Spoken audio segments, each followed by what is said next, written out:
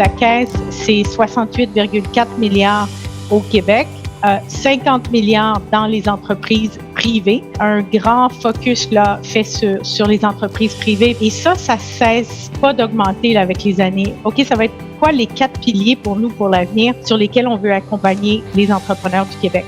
Alors, on veut les accompagner, on veut aider nos sociétés aussi à naviguer sur les marchés mondiaux, aider les sociétés à accélérer le bond technologique. Notre programme Repère numérique, qui est un parcours de formation et qui cible les PME pour que ces PME-là inculquent une culture numérique à travers l'organisation. On veut investir pour développer des milieux de vie plus durables, puis une économie plus durable. Alors, diversité, l'inclusion, c'est une priorité.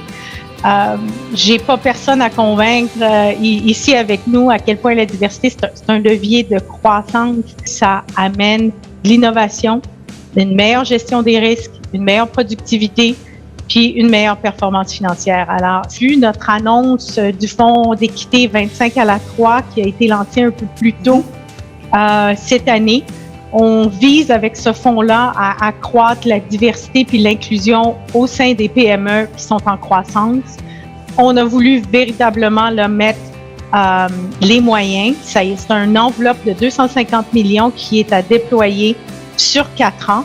Ça représente le plus grand fonds jamais créé au Canada qui cible la diversité et l'inclusion. Comment la culture d'entreprise chez vous est un levier important pour bien comprendre le client puis bien s'adapter dans ce monde qui vous touche plus que n'importe qui d'autre? Les valeurs sont les mêmes valeurs depuis très longtemps. Il a fallu continuer à être en mode d'écoute pour modifier nos façons de faire. L'écoute, l'agilité, c'est probablement deux éléments de notre culture, de notre façon de faire qui nous ont grandement servi dans la dernière année.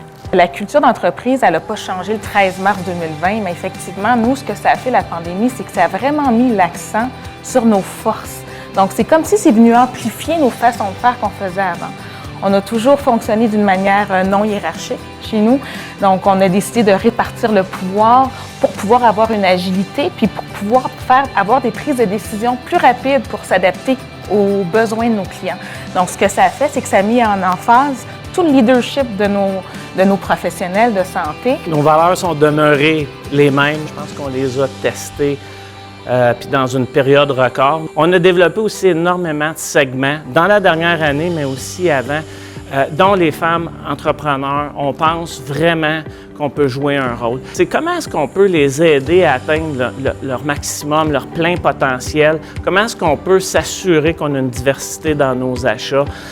Il y a plein d'initiatives qu'on met en place pour supporter justement ce segment-là de femmes entrepreneurs. Encore une fois, pas nécessairement avec des sommes supplémentaires, mais beaucoup avec du support, mise en contact. Le réseau des femmes d'affaires, clairement, est un outil extraordinaire pour nous, qu'on veut leverager, continuer à mettre les femmes devant des belles opportunités comme ça.